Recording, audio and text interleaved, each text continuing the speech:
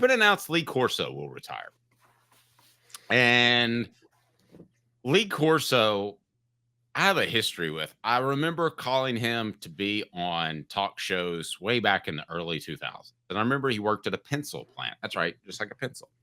And that's how much he loved college football. It wasn't a full-time gig for him. He was doing it as a passion. Lee Corso is truly one of the gems of sports broadcasting, one of the gems, of course, of college football.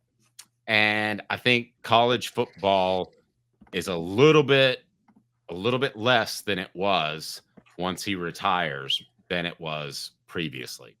I know he struggled some in his later years. He had the stroke, I guess, about a decade ago, and he came back from that.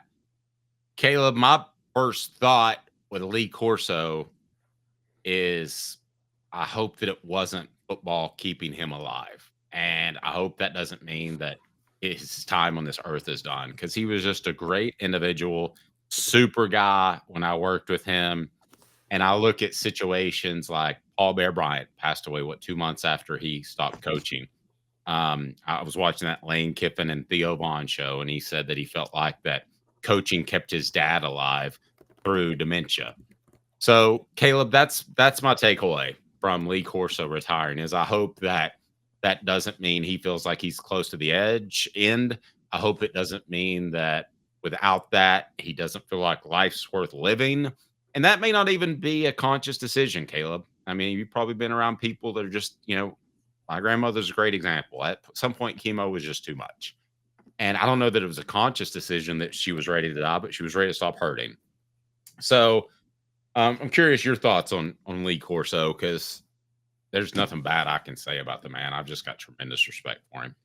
Yes, I have a lot of respect and love for Lee Corso. Lee Corso is, for those who don't know, his last show, he's going to do his last show the opening weekend of college football, August the 30th. He's going to do one more show for that and then call it quits. He'll be 90 years old when he does that, because his birthday, he was born August the 7th, 1935.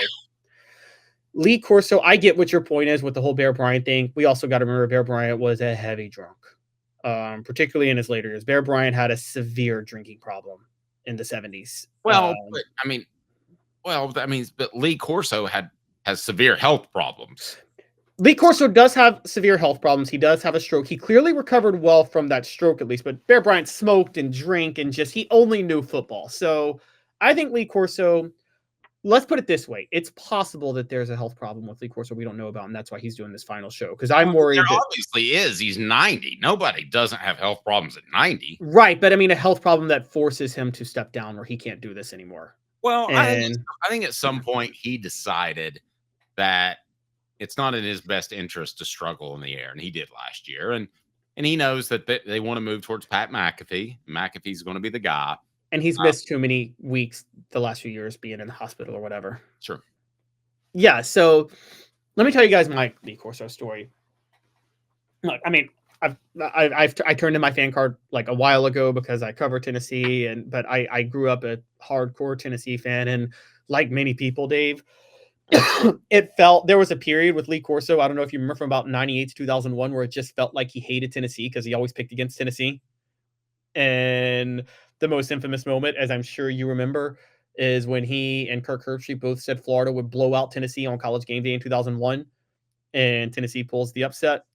But I have to speak highly of Lee Corso, because half of the greatness of college football to me, not half, but a significant part of it, was getting up at 8 o'clock Central Time, which is what my time in Memphis, and just turning on College Game Day and just watching it for 3 hours.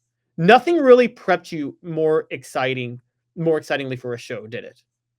For a college football Saturday. Nothing got you more ready for college football Saturday. Guys, College Game Day and Lee Corso with the helmet pick that came, and which it started with Ohio State in 96. That whole saga turned college football into more of a show than anything else. And I don't think anybody understood better. And I'm going to say this, and Dave, you and I are sports journalists. We have fun. Can I say something that annoys me the most about sports journalists? A lot of them. They complain when too much entertainment value is inserted into journalism. They try to act like they're covering like reports on curing cancer sometimes. Sports journalists do. Lee Corso, as a commentator, understood this is a TV show. This is about fun. This is about entertainment. This is about engagement. And I think no one really understood that better than Lee Corso. That this is about entertainment. Well, and And he did so too. So early 2000s, how old would he have been if he's going to be 90? He would have been in his late 60s in the 65ish. early. Okay. I mean, that to me is a testament to how intelligent he was, because he could have stayed in the old rut of I'm just going to break down X's and O's. That's what I'm going to do. But he did the headgear thing and he let it take off, and he didn't care people thought he was had some allegiance to one school or another. He was an incredibly sweet person, is an incredibly sweet person. Don't let me get that wrong. Is an incredibly sweet person, but also incredibly intelligent to get it. I mean, he got it, Caleb, and he understood way before a lot of people that it's okay to show your fandom a little bit. As a matter of fact, I mean, how many, I sense the reporting. I mean, I know where Mark Schlabach and Chris Lowe are from, which would be Georgia and Tennessee, respectively, and I see them showing more of their fan side. Well, that's probably coming from the ESPN brass. And who was way ahead of that? Lee Corso. He didn't need a directive or an email from those guys. Your thoughts, Rick Terry, Jewelry Design. They want to be your jeweler looking for affordable game day jewelry, a Tennessee tradition. RickTerryJewelry.com. RickTerryJewelry.com. So I'll let you have the final word on Lee Corso, but I'll miss him. And I think it's sad. And he struggled in his later years. I think we all know that. But man, what a proponent of college football. Just Herb Street has kind of taken that over, but there were a number of years for you younger than me that Herb Street was not the reason people watch College Game Day. It was Lee Corso. It was. And Lee Corso, by the way, before the last 10 years where he, his stroke has made it very hard for him to speak, it wasn't like Lee Corso didn't know X's and O's. He could talk to you X's and O's very, very well. And he also brought in the entertainment. And you can still tell when you watch him on TV, and even when you watch him last year, his mind is there. It's just he can't get the words out because his speech has suffered so much. It's heartbreaking. It is. I was always defensive of him saying, a lot of people were like, why is he on the show? He can't talk. I'm like, let him do the headgear pick at the end. It's fun. We all accept it. I was fine with him doing it until he was 100, honestly. And I wouldn't have cared if he was having trouble talking the whole time. Lee Corso, you're right. Sports is the candy store of journalism. It is. And whether you're in TV or working at a newspaper, let me point this out to you guys. We're not on the ground in Israel and Gaza, like covering the situations there and the geopolitical situations, right? No, we're not. We're not covering it. I specifically, when I chose to get into sports, did not want to be a part of serious stuff like covering a family of 4 dies in a car wreck at 2 a.m. Yes, and I've had to be a part of that. I had to do that type of GA reporting for a long time. You know what I'm talking about, those sports journalists that think that take themselves way too seriously, right? They think that they have the most important job in the world, and they hate people that bring entertainment and like, oh, we're a sports journalist. We need to be straight-laced. And reporters like, bro, you're covering sports. It's the candy store of journalism, okay? And Lee Corso was one of the first to say, you know what? This is the candy store of journalism. And he was a former coach. He was and comes in as an analyst, and he brought so much fun and joy to it. He brought so much joy to College Game Day. It got you excited for the day. And no one did it better than Lee Corso to get you excited for the day. And I mean, his headgear picks were just great. Like remember that time they put a rifle in his hand and he shot it? Yeah. And the time where he was at the Houston game and he fake picked one school and he goes, F it. But he actually said the F word. Yeah. He slipped up and dropped an F-bomb a couple of times. Josh with a comment. This is hands down the best Tennessee podcast. Keep up the great content. I appreciate that, Josh.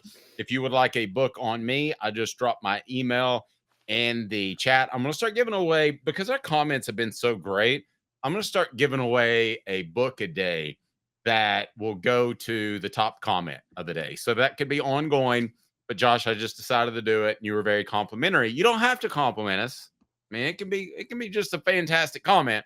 But because you complimented us and I just decided to do that, I'm going to take care of you. So email me your info, and I'll get a book out to you. And that goes for everyone. I'm going to start giving away a book a day because I greatly appreciate you guys. I think I mentioned been a kind of a trying time in my life, but the response to that and the response to what we're doing has been overwhelming. And I am blessed beyond words, especially to have Caleb Calhoun, who is just, you don't know all the work he does behind the scenes. So, anyway, I don't think that there's a coincidence that ESPN Game Day started to slip about the same time that Lee got sick and started to slip as well. I think to a large extent, he carried that show, and I think it's proven in the ratings.